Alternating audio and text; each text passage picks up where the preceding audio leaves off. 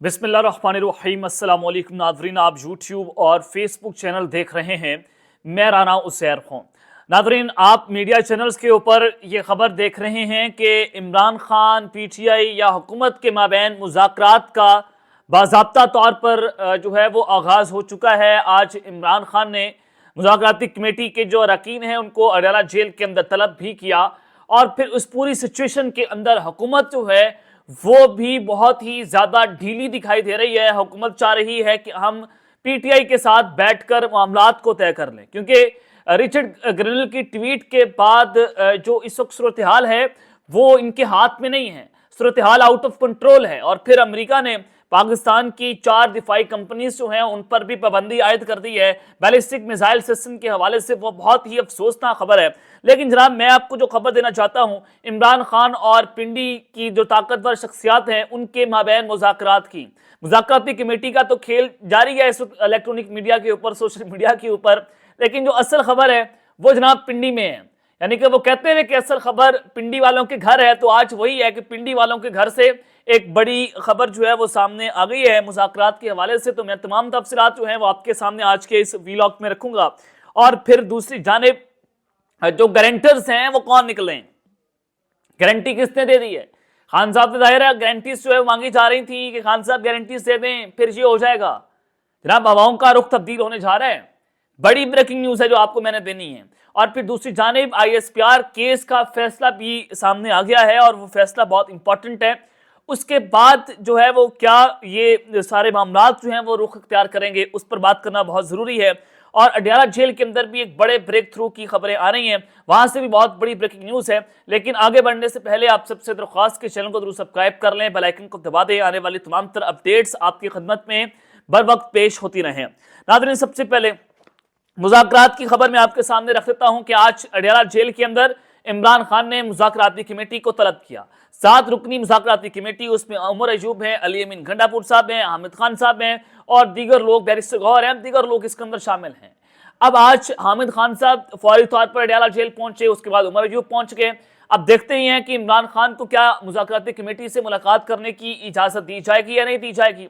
Jail इंतजामिया को कौन कंट्रोल कर रहा है, जेल में कौन शख्सियत बैठी हुई है जिसका खान साहब हमेशा कैमरे में हाथ हिलाकर नाम भी लेते हैं कि फलां साहब ठीक है, आप बिल्कुल ठीक है और मैं डटकर खड़ा हुआ हूं। खान साहब हमेशा कैमरे में हाथ हिलाकर ये सारा कुछ किया करते हैं। खान साहब को पता है कि अडयाला जेल को कौन कंट्रोल कर रहे हैं। अब 190 मिलियन पाउंड केस में जो इमरान खान अगर नहीं मानते तो उनको 10 से 14 साल कैद की सजा, कम से कम 7 साल कैद की सजा भी हो सकती है, जुर्माना भी आयद हो जाएगा।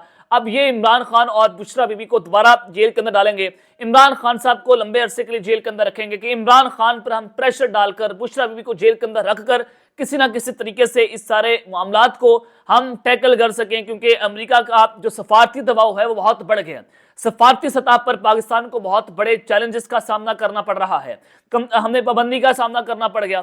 उससे पहले जो यहाँ पर खुसूसी एलची मुकर्रर हुए हैं उनकी ट्वीट्स आपने देख ली, डोनाल्ड ट्रंप के अटॉर्नी जनरल का ट्वीट आपने देख लिया कि हर जानिब एक ही आवाज आ रही है कि इमरान खान को रिहा करो। सऊदी अरब और मुत्तहिदा अरब अमारात की जानिब से भी ये पैगाम आया कि इमरान खान से के साथ अपने मामलात को तय करो, वरना आपके पास कोई ऑप्शन नहीं है।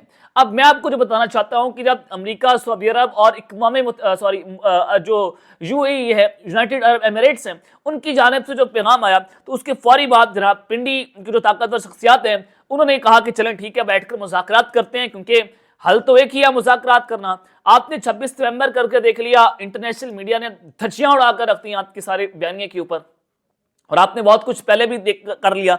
लेकिन इमरान खान टूट नहीं रहा, वो पहले से ज्यादा मजबूत है, उसका वोटर पहले से ज्यादा जोश और जज्बे के अंदर बैठा हुआ है। अभी आप इलेक्शन करवा कर देख लें, ज्यादा वोटर जो है वह बाहर निकलेगा।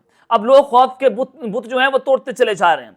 तो मैं आपको खबर ये देना चाहता हूं, अंसार अब्बासी साहब, अब ये जनाब कासिद भी हैं, ये गैर सरकारी तर्जुमान भी हैं, जो भी मर्जी आप कह लें, ये वही बात करते हैं जो इनके बड़े साहब इनको बताते हैं, और फिर उसके मुताबिक चीज़ों को मैनेज करके आगे आपको खबर देते हैं कि वो क्या सोच रहे हैं जो इस मुल्क के फैसला साज हैं।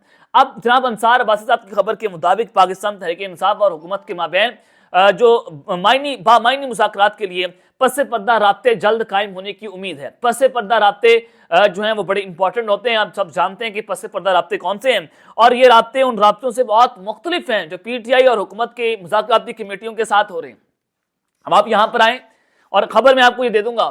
خبر یہ ہے, بڑی بریکنگ نیوز یہ ہے کہ جو مذاکراتی کمیٹیوں کا کھیل کھیلا جا رہا ہے آپ کے سامنے, جو یہ چورن بک رہا ہے کہ مذاکراتی کمیٹیاں یہ ہو جائیں گی, حکومت یہ ہے تو وہ ہے, اور پھر رانا ثناء اللہ کا بیان آپ یہاں پر ملا کر دیکھ لیں کہ وہ کہہ رہے ہیں کہ اسٹیبلشمنٹ کو آن بورڈ لیے بغیر ہم مذاکرات نہیں کر سکتے. اور آپ ادھر سے دیکھ لیں کہ انصار عباسی سے یہ بات کر رہے ہیں کہ پس سے پردہ رابطے جو ہیں وہ قائم ہونے کی امید. دوسرا وہ کہتے ہیں کہ جو اصل مذاکرات ہیں وہ تو اب شروع ہونے جا رہے ہیں اور یہ رابطے ان سے مختلف ہیں. اس کا مطلب یہ ہے کہ عمران خان اور راولپنڈی کے درمیان ہاٹ لائن کے اوپر رابطے شروع ہونے جا رہے ہیں, اور پیچھے کوئی اور ہے جو شخصیت آپ کو نظر نہیں آتی. اب براہ راست مذاکرات کی خبر اگر آ گئی ہے تو اس کا مطلب یہ ہے کہ اب مذاکرات شروع ہونے جا رہے ہیں, اب معاملات کسی جانب لگ جائیں گے. سال 2025 یہ عمران خان کی رہائی کا سال ہے. آپ 190 ملین پاؤنڈ کیس میں سزا دے دیں, اور سزا تو وہی ہوگی جو پہلے آپ نے عدت کیس میں دی, جو پہلے آپ نے توشہ خانہ کے اندر آپ نے خان کو سزا دی, سائفر کیس کے اندر سزا دی, تو 190 ملین پاؤنڈ کیس بھی وہی کیس ہے. آپ خان کو اس کیس کے اندر بھی سزا دینا چاہتے ہیں تو دے لیں, تو وہ بھی اسلام آباد ہائی کورٹ سے اٹھ جائے گا. اور 8 جنوری کو اسلام آباد ہائی کورٹ کی چھٹیاں جو ہیں وہ ختم ہو رہی ہیں, تو کیا اس کے بعد پوری زندگی اسلام آباد ہائی کورٹ بند رہے گی؟ کہ آپ نے موسم سرما کی تعطیلات کا وہاں پر اعلان کر دیا تو پوری زندگی تو وہاں بند نہیں رہ سکتی نا. 9 جنوری کو تو کھلنی ہے, پھر پٹیشنز ڈل جائیں گی, پھر چیزیں آگے چلی جائیں گی. تو آپ کب تک عمران خان کو جیل کے اندر رکھ سکتے ہیں؟ یہ ہمارے بڑوں کو شاید اب سمجھ آ گئی ہے کہ عمران خان کو جیل میں رکھ کر آپ پولیٹیکل اسٹیبلٹی نہیں لا سکتے. اب استحکام کی چابی جو ہے وہ ایک شخص کے پاس ہے, وہ ہے عمران احمد خان نیازی. تو جناب عمران خان کی رہائی جو ہے وہ جنوری کے دوسرے ہفتے سے شروع ہوگی, اور اس کے پس پردہ جو ہمارے رابطے جو شروع ہو رہے ہیں اس میں یہ ذرائع بتاتے ہیں کہ غور یہ کیا جا رہا ہے کہ کیسے ہم نے رہا کرنا ہے, کس طرح کے فیزز سے خان کو گزارنا ہے, کیسے کیسے خان کی رہائی ہم نے کروانی ہے. کیونکہ اگر وہ اچانک سے اعلان ہو جائے کہ خان ڈائریکٹ جیل سے باہر آ رہا ہے, پورا ملک جیم ہو جائے گا, خان کو مہینے لگ جائیں گے جناب زمان پارک پہنچتے. تو ظاہر ہے عمران خان کو آپ اس طرح سے رہا تو نہیں کر سکتے کہ اچانک سے عوام جب باہر نکلے گی تو آپ اس مومنٹم کو توڑ نہیں پائیں گے, آپ اس کے سحر کو ختم نہیں کر سکتے, آپ خوشبو کو قید نہیں کر سکتے, آپ کسی کے ذہنوں پر قابض نہیں ہو سکتے, آپ نظریے کو تبدیل نہیں کر سکتے مار پیٹ کر ننگا کر کے.